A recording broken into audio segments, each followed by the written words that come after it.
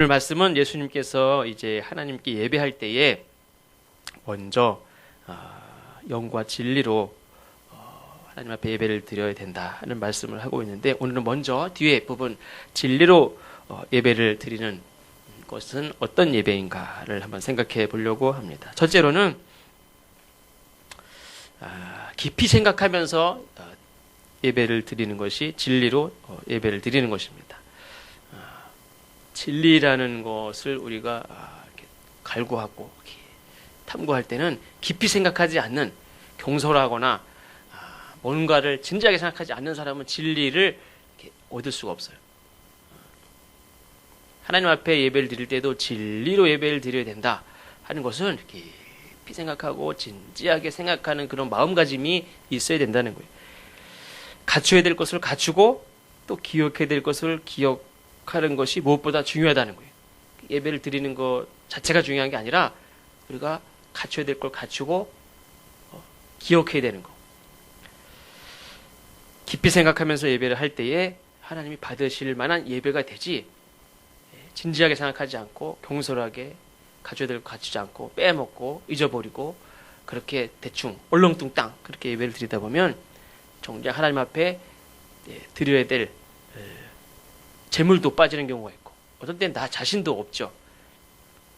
제가 여기 갈산도서관에서 카메라에 대한 그런 강좌가 있다고 그래서 4번에 걸쳐서 있다고 그래가지고 신청을 해서 듣는 중인데, 그분이 그러더라고요. 카메라를 가지고 이제 사진 찍으러 떡 하면은 꼭 그런 사람이 있대요. 한 사람이 아니라 여러 사람이 있대요. 꼭 이렇게 카메라는 가져오는데 배터리를 빼먹는 거예요. 배터리. 그래가지고 조금 찍다가 안 찍혀. 보면 배터리가 없는 거예요. 그래서 배터리를 꼭 완전히 충전된 2개를 꼭 가지고 다니더라고요. 우리가 뭔가를 하려고 하다가도 정작 사진을 찍는데, 사진 찍는다고 오늘 하루 시간 내가지고 나가요. 근데 카메라는 가져왔는데 배터리가 없어요. 우리가 하나님 앞에 예배를 드린다고 왔는데 진지하게 깊이 사전에 미리 준비하고 예배하고 깊이 생각하고 진지하게 예배를 준비하지 않으면 결정적으로 예배를 드리면서도 결정적인 거를 빼먹는, 그래서 그냥 돌아갈 수도 없고, 나는 다른 사람 다 사진 찍는다, 사진 찍도 못 찍고 그런 경우가 있다는 거죠.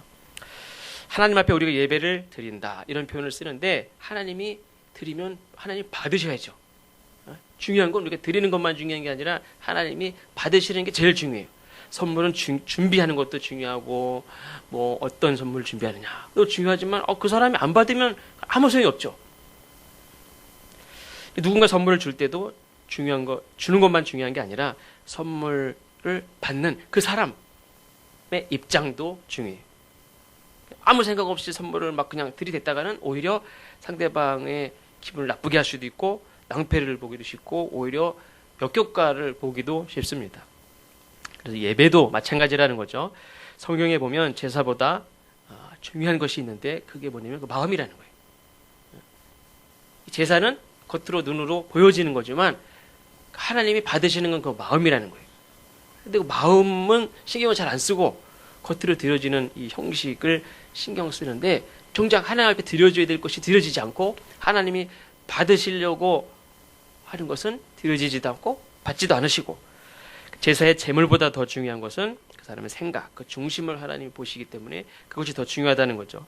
그러면 반대로 우리가 예배에 있어서 깊이 생각하지 않고 진지하게 생각하지 않고 예배를 드린다, 생각 없이 예배를 드린다, 그러면 어떨까요? 예배를 드리긴 드리는데 생각이 없다. 그럼 예를 들면 예배를 드리고는 있지만 예배에 참석을 하는 거죠. 옛날에 우리가 예배 본다 그랬죠. 예배는 참석을 했고 예배는 보고 있는데 하나님 생각하지 않는, 예배당에 참석은 했어요. 근데 전혀 처음부터 끝까지 내가 하나님 앞에 예배를 드리는 거잖아요. 근데 상대방을 한 번도 생각한 적이 없는 거예요. 이런 예배가 있을 수 있습니까? 근데 그런 경우가 많다는 거예요. 누가 어떤 옷을 입고 왔네. 누구는 머리를 했네. 하긴 머리 깎았네. 이렇게 보고, 목사님 머리가 어떻네. 이렇게 생각을 많이 했는데 하나님은 정작 한 번도 생각을 하지 않는, 선물은 준비했어요. 하나님을 위해서 내가 뭔가를 드린다고 생각을 하는데 받을 사람을 생각하지 않는 거죠. 또 찬송을 부르고 있습니다. 찬송을 부르고 있는데 내 입으로 부르고 있는데 내가 뭘 불렀는지 생각이 안 나요. 찬송가를 고를 때 그 예배 말씀과 관계된 찬양을 이렇게 나름대로 이렇게 연관된 찬송을 고르고 겸손히 주를 섬길 때 겸손에 대한 찬양을 고르고 또 우리가 성가대 찬양도 내가 어떻게 이 말씀 내용을 어떻게 알고 준비를 했나 할 정도로 이렇게 그 참 하나님의 그 말씀에 대해서 연관된 그런 찬양을 이렇게 하시는 것을 볼 때 감사하기도 하고 그런데 종종 우리가 찬송을 할 때 내 입으로 부르고는 불렀는데 오늘 뭘 불렀지? 생각이 안 나요.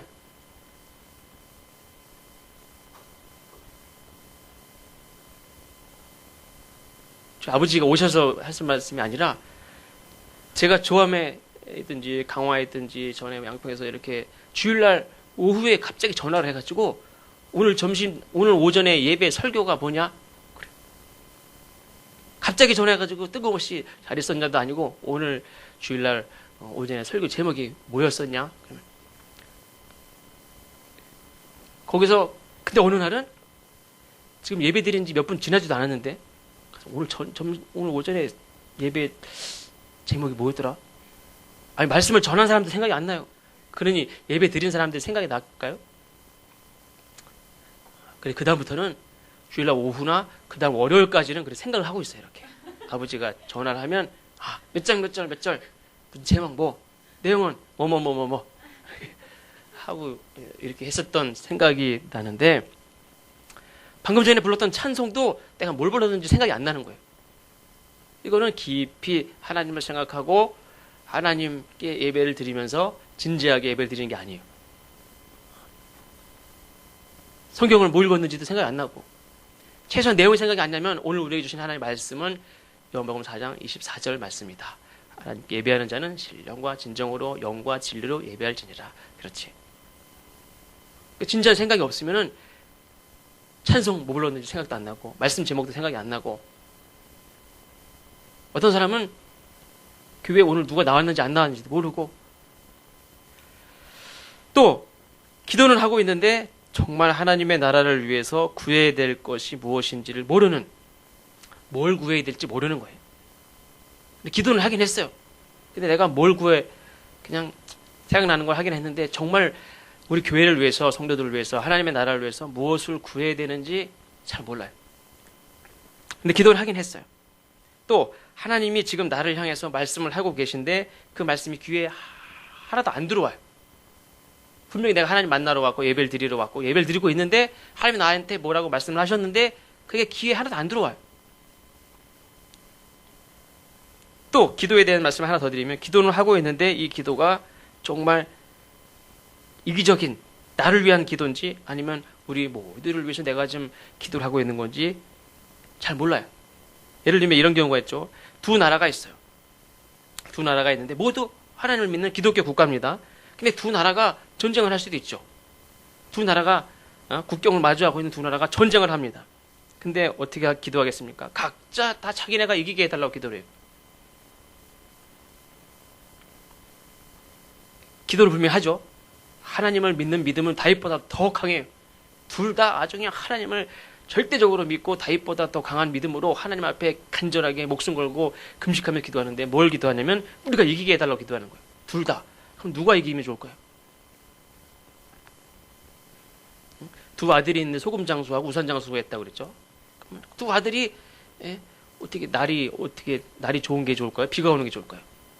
마찬가지죠. 비가 오게 해달라고 기도하고 이쪽은 날이 좋게 해달라고 기도하고 비록 비가 오는 게 날이 나쁜 건 아니죠. 사실은 다 필요하니까 비가 오고 날이 맑기도 하고 그런 거죠.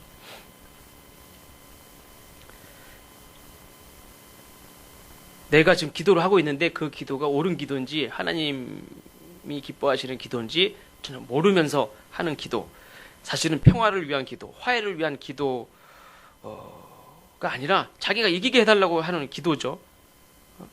그러니까 기도의 내용이 중요하죠. 하나님 기뻐하시는 기도인가, 그것이 중요합니다. 또 한 가지 말씀드리면 하나님은 아까부터 나를 보고 계시단 말이에요. 하나님을 만나러 왔고 예배를 드리고 있어요. 그럼 하나님은 어떻습니까? 하나님이 당신을 만나러 왔어요. 누가? 세이가 왔고 진영이가 왔어요. 누가 왔으니까 그 하나님은 그래 왔구나 쳐다볼 거 아니에요. 이렇게 쳐다보고 있어요. 근데 정작 그 사람은 하나님 안 쳐다봐요. 하나님은 나를 계속 보고 계신데 나는 그걸 전혀 생각하지 않고 있어요. 여전히 계속 딴전을 피고 있을 경우가 있단 말이에요. 예배 드리면서 물론 수많은 생각이 날 수 있습니다. 근데 왜 예배 시간조차도 내 마음은 단단한 호수 같지 않고 쉬지 않고 계속 소란스러울까? 우리는 깊이 생각하는 시간을 가지라고 하면 그런 시간을 이렇게 가지는 걸 잘 못해요. 예를 들면 이제 절간같이 조용한 곳에 갖다 놔도 어떤 사람들은 나보고 도대체 뭘 어떻게 하라는 거야 여기서 그래가지고 막 미치려고 그러는 사람도 있어요. 조용하면 어떻게 할 줄을 몰라요. 그런 의미에서 이 기독교인들은 이 불교 신자들보다 깊이 생각하는 그런 능력에 있어서는 상대적으로 굉장히 부족해요. 그냥 시끄럽고 떠들고 막 으쌰으쌰 뭐 하는 거는 잘해요. 근데 조용한 곳에서 자기를 되돌아보고 깊이 생각하고 묵상하고 진지하게 하나님 생각하는 거를 하라고 조용한 시간을 주면은 그건 또 그냥 견디질 못하고 그건 잘 못해요.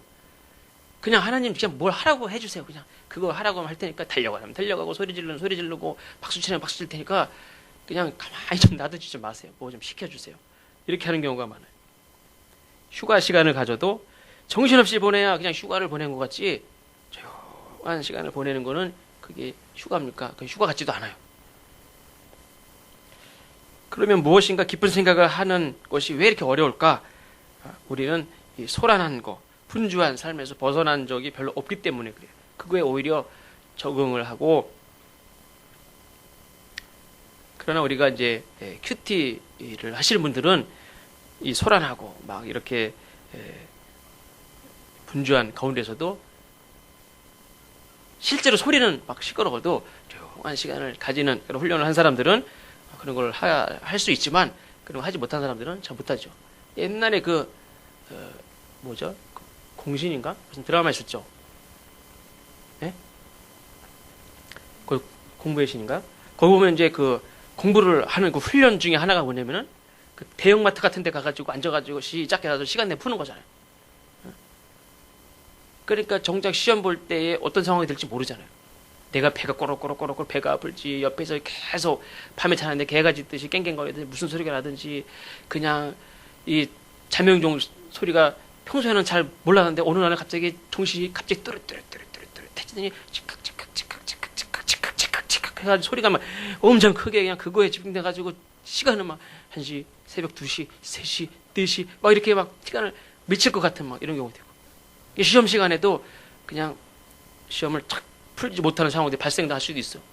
그러니까 여러 상황에 가서 막 문제를 푸는 훈련도 하고 그러지 않습니까?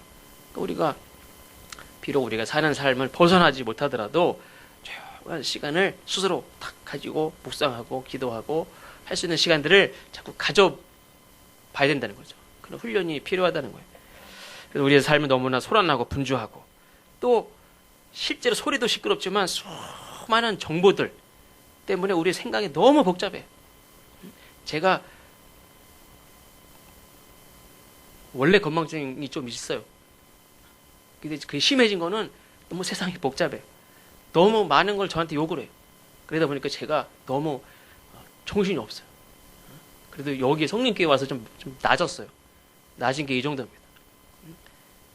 열쇠고리를 여기다 끼고 핸드폰을 잡고 그 다음에 책을 들고 나가면서 지갑을 넣으면서 문 잡고 나가야 되는데 문 열쇠가 없어요. 그래서 10분 동안 15분 동안 찾다가 짤랑하는 소리 여기 껴있었어. 이걸 찾아서 한쪽 띄고 전화를 하면서 나갈게 잠깐만 핸드폰 좀 찾고 핸드폰을 막 찾고 있어요. 핸드폰을 막 찾으면서 근데 핸드폰 어디 놨냐 세희야.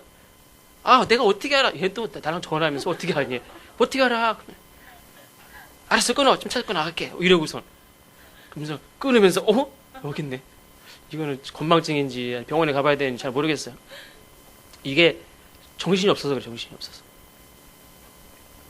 이게 실제로 소리만 시끄러운 게 아니고 너무 정신이 없어요. 여러 가지 정보 때문에 복잡해요. 그러나 그럴수록 우리는 하나님 앞에 더 고요하고 또 이렇게 집중하는 시간을 가져야 될 줄로 믿습니다. 손을 모으는 건 그냥 일부러 더 그런 거예요. 이렇게 하고 집중이 됩니까?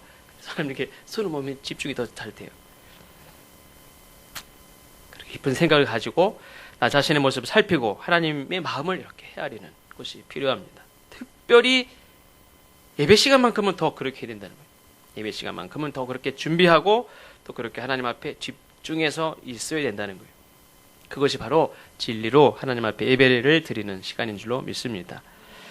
또 진리로 예배를 드리는 것은 두 번째로는 위선이 없는 예배를 말합니다. 위선이라는 것은 내가 지금 무엇을 하고 있는지 어느 정도 아는 걸 의미해요. 위선적인 사람이 자기가 어느 정도 그걸 알까요, 모를까요? 조금은 적당히 알아요. 그리고 그만큼 부정직한 거예요.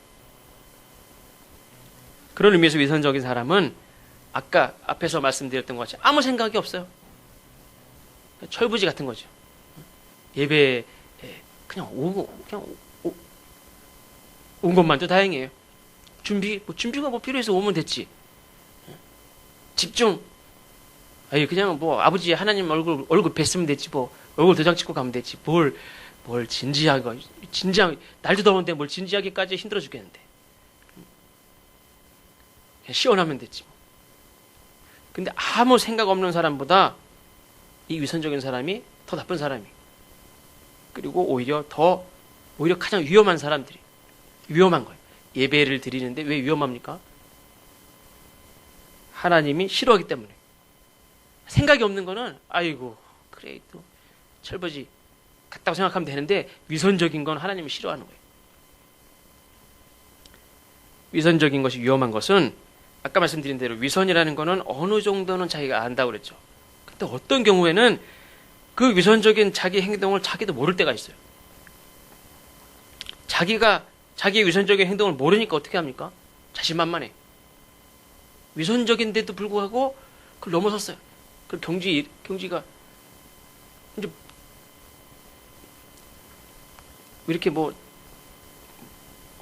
어느 정도 이렇게 숨기는 것도 없어요. 이제 자신만만해. 실수를 누가 합니까?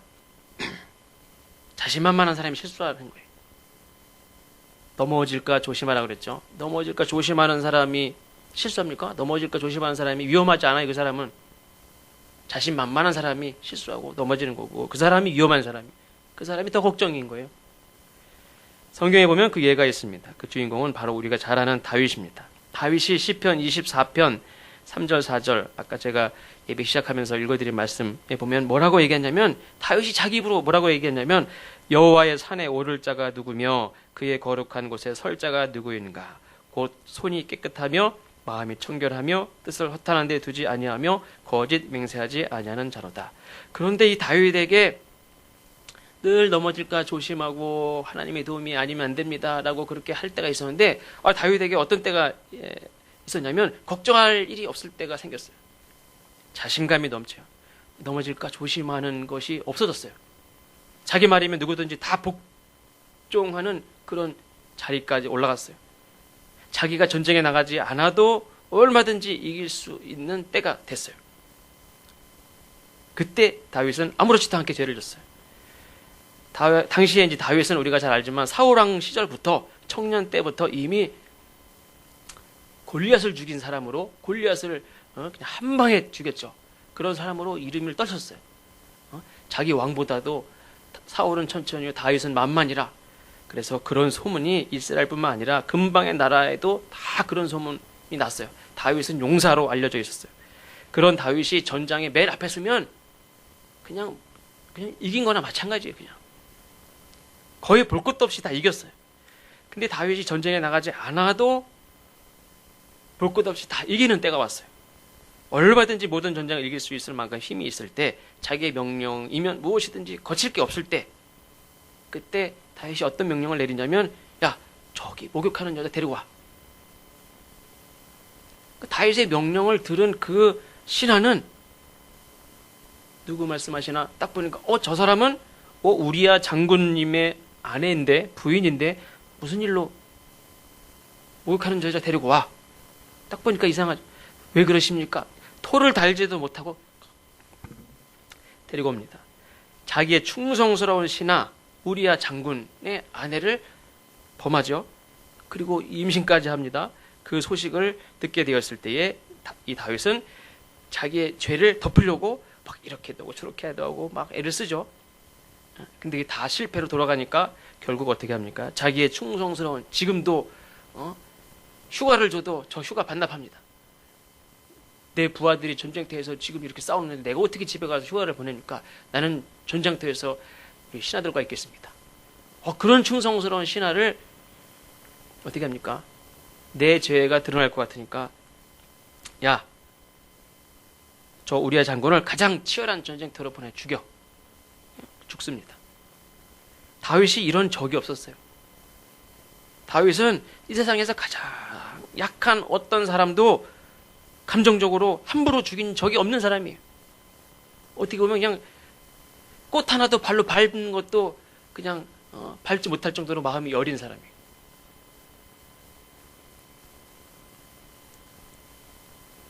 자기를 끊임없이 그렇게 죽이려고 했던 사울도 죽일 수 있는 그 칼만 그냥 목 끝에다 대고 죽일 수 있는 그런 상황에서도, 아니면 죽이자면 내가 죽는 그런 상황에서도 죽이지 못한 사람이. 그런데 어떻게 이런 일을 행하고도 자기의 죄를 깨닫지 못할 수 있을까? 자기가 더 이상 부족한 게 없는, 별다른 문제가 없는 이 왕으로서 얼마든지, 나는 왕이니까 얼마든지 뭐든지 다 할 수 있다. 나는 그런 힘이 있고 권력이 있고 그런 힘이 나에게 있다라고 생각했을 때, 그 신하의 생명, 저거 내 말 한마디에 달려있어. 그렇게 생각했을 때 사람의 모든 생사허복은 하나님에게 달려있다는 생각이 없죠. 이제 모든 백성들의 생명은 내 입에 말 한마디에 있다라고 생각을 할 때, 전에는 왕인 나조차도 하나님 그냥 걷기만 해 사라질 수도 있다고 생각했을 때가 있었는데, 이제는 저 백성들이 그렇게 보이는 거예요. 다윗은 이제 넘어질까 조심하는 사람이 아니에요. 자신만만하게 힘을 그냥 막 쓰는 사람이 됐어요. 힘을 쓰기 시작하면 쓸수록 사람이 교만해져요. 그럴 의미에서는 정말 훌륭한 사람이 권력을 가지고 그 힘을 이렇게 쓰면서 잘못되는 경우가 너무나 많죠. 그 힘을 그 힘이 그 사람에게 안 주어줘도 그 사람은 상관없는데, 그 힘을 가지게 되면서 잘못되는 경우가 많아요. 이렇게 교만해진 사람이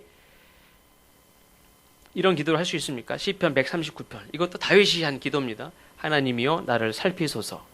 내게 무슨 악한 행위가 있나 보시고 나를 영원한 길로 인도하소서. 이 기도가 바로 다윗이 했던 기도예요. 다윗은 평소 이런 기도를 많이 했어요. 하나님이여 나를 살피소서. 내가 무슨 악한 행위가 있나. 하나님 나를 좀 살피고 나를 인도해 주십시오. 근데 교만해지고 하다 보니까 자기에게 넘어질까 조심하는 사람이 아니라 교만해지고 자신만만해지니까 하나님 앞에 나를 살펴달라고 기도도 안 해. 이제 또 한 예를 들면 가인과 아벨이라는 형제가 있었죠. 둘이 같이 제사를 드렸습니다. 가인의 제사는 하나님이 받지 않았고, 가인은 결국 화가 났어요. 그래서 아무 잘못도 없는 동생 아벨을 미워하고 돌로 쳐서 죽입니다. 그리고 하나님이 다 아시죠. 다 아시고 물어봅니다. 내 아우가 어디 있느냐? 다 아시고 물어보는 것에도 불구하고 가인은 하는 말이, 내가 내 동생 지키는 사람입니까? 오히려 대듭니다. 자기의 죄를 전혀 의식하지 않고 뻔뻔스럽죠. 자기 죄를 자기가 알면 가슴이 철렁 내려앉아서 아무 말도 못하고 그냥 눈동자도 못 움직이고 그냥 어떡하라. 심장이 멈춰가지고 가만히 있어야 되는데, 아니 거꾸로 대들어요. 내가 뭐 내 동생 지키는 자입니까? 대들어요. 왜 대듭니까? 그 속에 하나님을 향한 불만이 있어서 그런 거예요. 사람이 불만이 있으면 더 악해져요. 자기의 죄는 전혀 생각하지 않고 더 그냥 더 독해지고 더 악해지고 더 잔인해지고, 내가 드린 제사를 받지 않은 하나님께 문제가 있다는 식으로 대드는 거예요. 근데 가인뿐만 아니라 우리들 역시 하나님이 전혀 받으실 만한 제사를 드리지도 않고 그런 예배를 드리고도 우리는 할 도리를 다 했다고 생각하고 하나님 앞에 뻔뻔한 경우가 있다는 거예요. 내가 몇십 년 동안 하나님 앞에 내가 신앙생활하고 교회를 충성한 게 어딘데 나한테 어떻게 하나님 이럴 수가 있냐고. 예를 들면 이제 물론 다윗과 같은 사람은 이제 자기 잘못을 깨닫지 못할 정도로 그렇게 심각한 그런 착각에 빠질 때 여기서 벗어날 수 있는 방법이 없어요. 늘 그냥 하나님 저를 살피십시오. 그럼 늘 자기를 살피고 하나님께 살펴달라고 하고 그렇게 기도했던 다윗도 전혀 자기가 깨닫지 못할 정도로 그렇게 심각한 착각에 빠지는 경우가 있지 않습니까? 거기서 벗어나기가 어려워요. 다윗의 말대로 나를 살피셔서 라는 기도조차를 나도 할 수 없는 그런 지경. 그래도 다행인 것은 다윗은 나단이라는 그런 지혜로운 선지자를 통해서 제정신으로 돌아오죠. 나단 선지자가 없었으면 다윗은 그때부터 그의 인생은 그냥 나락으로 떨어지는 거예요. 그런 왕들이 얼마나 많습니까? 이렇게 성군으로 정말 백성들에게 존경받고 훌륭한 일을 하다가 어느 순간에 도대체 뭐가 어떻게 작용해서 그렇게 됐는지 그냥 획가닥 사람이 바뀌어가지고는 그다음부터는 그냥 잔인하고 악하고 백성을 다 착취하고 그렇게 인생을 그렇게 끝난 왕들이 얼마나 많은지 몰라요. 다윗도 그럴 수 있어요. 네, 다행히도 이 나단 선지자라는 선지자를 하나님이 보내셔서 지혜롭게 탁 책망할 때에 그냥 제정신이 탁 들어오죠. 그런데 하나님께서는 다윗에게 나단 선지자를 보내서 그 정말 스스로는 깨닫지 못하는 그 심한 착각에 빠져있던 그 위선을 깨닫게 했던 것처럼 하나님께서는 그래서 더 온전하게 하나님 앞에 온전한 예배를 드리게 하셨던 것처럼 하나님께서도 우리를 깨닫게 그렇게 하시는 줄로 믿습니다. 네, 중요한 것은 깨져야 된다는 거죠. 우리가 다윗에게 있어서도 나단 선지자라는 선지자를 통해서 그가 탁 제정신을 차린 거죠. 깨졌어요. 자기의 죄가 다 드러났어요. 근데 그게 쉬운 게 아니죠.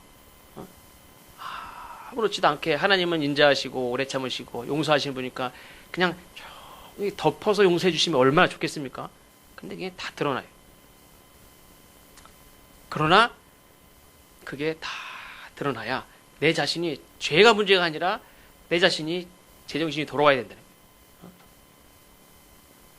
어떤 사람은 나단 선지자 같은 지혜로운 선지자가 내 곁에 없어서 나는 안 됩니다. 이렇게 핑계를 삼을지 모르겠지만 그런 거 핑계에서 찾는 사람은 예수님이 오셔도 안 깨져요. 우리는 예배 시간마다 주어지는 말씀이 나단 선지자가 다윗에게 하시는 말씀으로 믿고 우리가 깨어져야 될 줄로 믿습니다.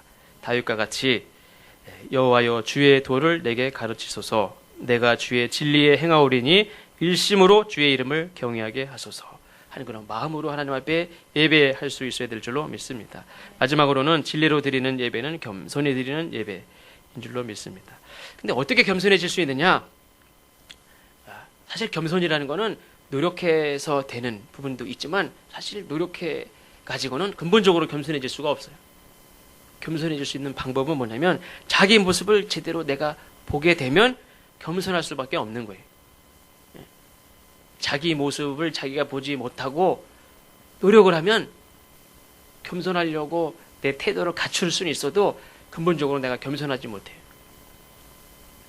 그럼 겸손한 사람은 어떤 사람이냐? 하나님 앞에 겸손한 사람은 아까 다윗의 말씀과 같이 여호와여 주의 도를 내게 가르치소서. 그렇게 하나님 앞에 나를 가르쳐 달라는 거예요. 나는 모른다. 나는 모릅니다. 하나님 이렇게 하시죠. 베드로가 예수님에게 이렇게 하면 안 됩니다. 이렇게 하시죠. 저렇게 하시죠. 그게 겸손한 게 아니죠. 가르치소서. 하나님 앞에 배우려고 하고 하나님 앞에 인도함을 받으려고 하고 하는 게 겸손이에요. 하나님 앞에 겸손한 거. 또 우리 더불어 살아가는 사람들 관계에 있어서도 겸손한 건 야, 이렇게 하자 저렇게 하자 이렇게 막 내가 주장할 수도 있지만 내가 더 알아도 상대방의 의견을 존중하고 당신이 원하신 대로 하시죠. 전 잘 모릅니다. 가르쳐 주십시오. 그럴 수 있는 게 겸손이죠. 교만한 사람은 자기가 누려야 될 권리만 말하고 하나님으로부터 마땅히 받아낼 것만 자꾸 요구를 합니다. 자기의 모습은 어떤지는 전혀 모르고 그냥 받아낼 것만 자꾸 요구를 해요. 당연한 권리로 생각하죠. 그리고 세상은 겸손을 가르치기보다도 자기의 능력을 믿으라 이렇게 가르칩니다. 긍정적인 사고도 물론 좋지만 긍정적인 사고에 하나님을 신뢰하는 신앙이 없으면 교만해지기 쉽고 자만에 빠질 위험이 있고 또 무모한 삶을 살기도 쉽고 그렇습니다. 그리고 서로의 연약함, 실수를 배려하지 못하는 위험에 빠지기도 쉽습니다. 네가 확신이 없어서 그래. 네가 믿음이 없어서 그래. 긍정적인 사고가 없어서 그래. 너는 네 자신을 믿지 못해. 왜 못 믿어? 믿어. 사람이 약할 수도 있어요. 약한 사람에게 너 왜 약해? 어쩌라는 거예요. 믿음이 약한 사람도 있어요. 그 약한 사람은 믿음이 강한 사람이 몫이라고 그랬죠. 부족한 부분은. 그게 공동체지. 또 왜 약해? 다 똑같이 100에 올라갈 수가 없어요. 우리가 다 온전함을 향해서 달려가지만 연약한 사람은 연약한 사람이 있어요. 어느 정도 우리가 도와주고 또 훈련과 또 결단을 통해서 하나님의 도움으로 강건해지고 건강해질 수는 있지만 연약한 자들이 있습니다. 그런 의미에서 사도 바울은 자기를 신뢰하지 말라 그랬습니다. 세상 사람들은 너 자신을 믿어. 널 할 수 있어. 할 수 있다는 믿음도 어느 정도 필요하죠. 그게 어느 정도 작용을 합니다. 사도 바울은 자기를 신뢰하지 말라 그랬습니다. 사도 바울도 과거에 자기 경력, 자기 출신, 배경을 의지하고 그걸 자랑했었습니다. 그런데 예수님을 믿고 나니까 그게 얼마나 창피한 건지를 알게 됐어요. 그게 얼마나 쓸데없고 하나님 앞에 얼마나 부끄러운지를 경험을 했어요. 사실은 그 얘기를 하면서도 사실은 부끄러워요.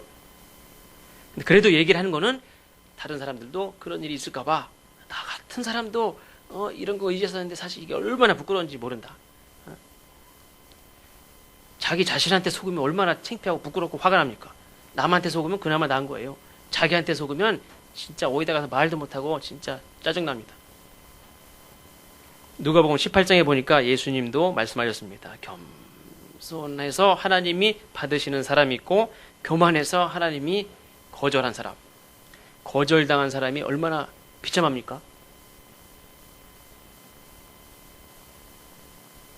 거절당해 본 사람이 있습니까? 거절당했을 때의 마음은 비참합니다.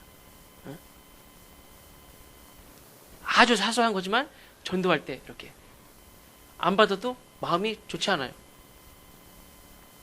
그래서 전도할 때는 하기 전에도 기도하고 하지만 갔다 와서도 기도해야 된대요.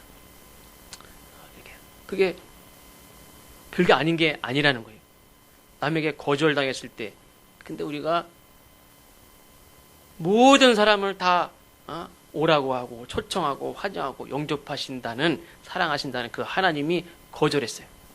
하나님 앞에 거절당하고 그래도 괜찮은 사람이 있을까요? 없어요. 가인이 왜 그렇게 화가 나고 동생을 돌로 쳐 죽일 정도로 그렇게 그러면서 하나님 앞에 막 내가 내 동생 지키는 자입니까? 그렇게 할 수 있었던 것은 하나님 앞에 거절을 당하기 때문에 그래요. 근데 왜 거절당했습니까? 자업자득이에요. 자기가 거절당할 행동을 하고 그런데 막상 거절당하니까 얼마나 비참합니까? 자기 동생을 돌로 쳐 죽이고도 시원치가 않아요. 그게 거절당한 사람의 마음이에요. 그러니까 우리가 하나님 앞에 예배를 드리는데 하나님이 거절을 했다. 안 받으셔. 근데도 몰라요. 그건 생각이 없는 사람이죠. 그럼 그냥 상처도 안 받아요. 그 사람. 상처 누가 받습니까? 하나님만 받아요. 거절한 사람은 그냥 괜찮습니까? 괜찮지 않죠.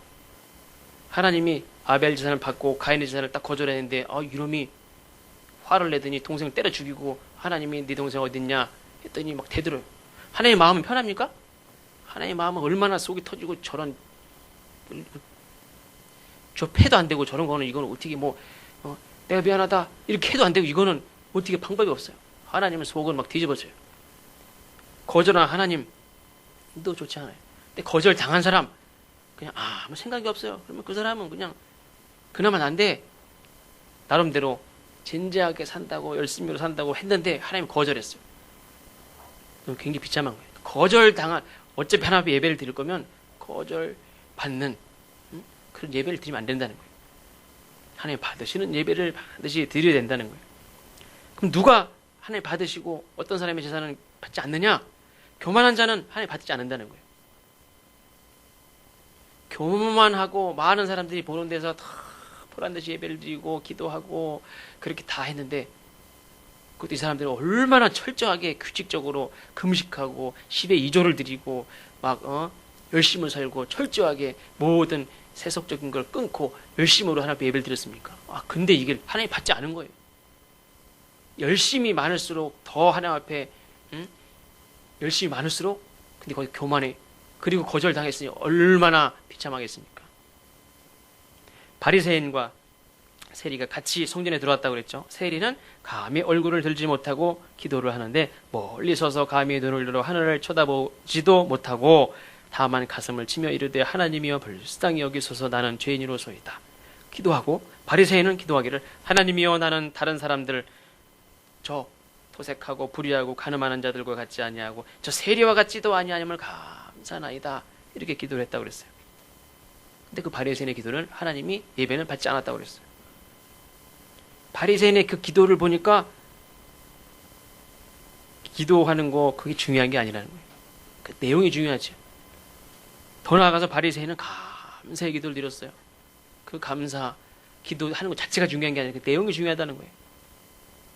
11조하고 금식하는 것 자체가 중요한 게 아니라 그 내용이 중요하다. 근데 우리도 역시 여차하면 이런 기도를 하기 쉽다는 거예요. 처음에는 말씀드린 대로 깊은 생각이 없이 기도해요. 또 어떤 때는 위선에 빠져가지고 어떤 때는 나도 모르는 위선을 막 하면서도 잘하는 줄 알고 그렇게 예배를 드립니다. 자만에 빠져 있을 때 우리는 하나님께 받아달라고 그 드리는 예배로 말미암아 오히려 비참한 그런 거절을 받을 수도 있고 하나님의 속을 뒤집어 놓을 수도 있다는 거예요.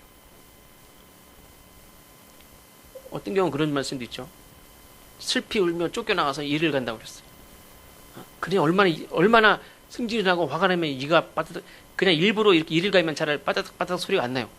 그렇죠? 근데 잘 때 일을 가는 사람은 소리가 엄청 나요. 혹시 그냥 직접 이 갈아서 소리 나는 사람이 있어요? 잘 안 나요. 그만큼 어떤 막 강한 화를 갖다든지 뭐 긴장을 한다든지 이러지 않으면 이가 안 갈려요. 근데 슬피 울며 나는 하는 데까지 다 했는데 10의 2조도 드리고 금식하고 열심으로 경건하게 그렇게 누구보다도 열심으로 하면 예배를 드렸는데 거절당했다면 쫓겨났어요. 오히려. 그러니 슬피 울며 이를 갈며 내 옆에 있는 어떤 놈이 있으면 돌로 쳐 죽이겠죠.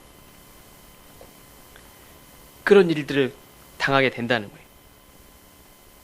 그러니까 우리가 추호라도 나는 하나님 앞에 설 수 있어. 나는 이제 하나님 앞에 좀 설만해. 이런 마음이 들면 안 된다는 거죠. 이 말씀을 이렇게 생각하면서 제가 한번 그 선한목적교회 유생 목사님 선한목적교회 처음으로 한번 본당에 들어가 봤어요. 그 제자훈련한 그 전도사님들하고 가가지고 다 보니까 지난번에 말씀드렸죠. 강단이 단순해요. 그리고 강대상은 저 앞에 있는 거 많은 거 저런 거 조그마한 거 앞에 딱 하나, 그리고 뒤에 아무것도 없고 이렇게 테이블에 이렇게 의자, 테이블에 의자.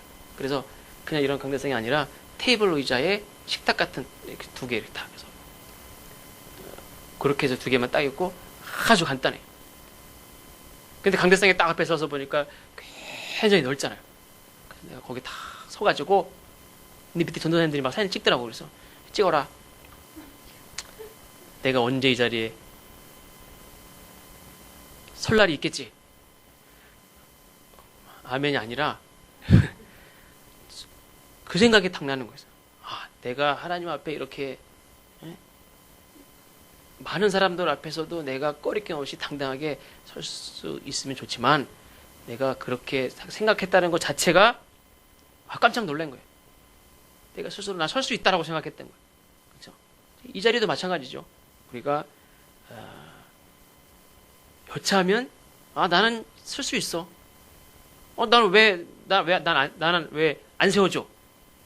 나는 집사고 권사고 장로고 내가 누군데 나 왜 안 세워줘? 이런 마음을 가지면 그 사람은 그걸로 끝난 거예요.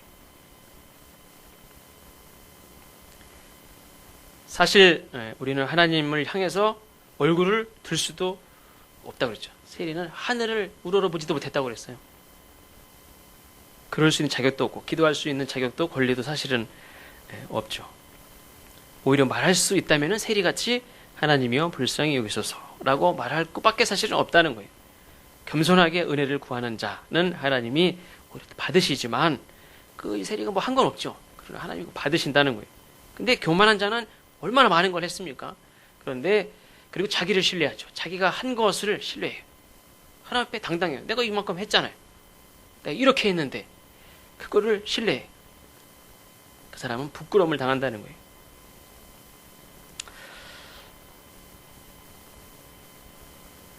물이 벌벌벌 끓을 때 몇 도에 끓죠?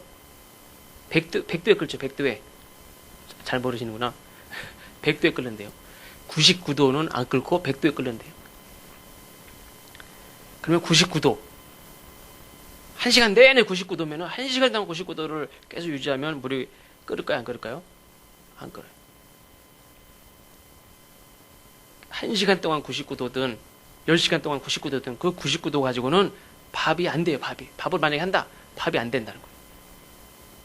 1도가 모자라죠. 근데 1도 모자란 것 때문에 밥이 안 된다는 거예요. 그거 가지고는 죽도 못하고 밥도 안 돼요.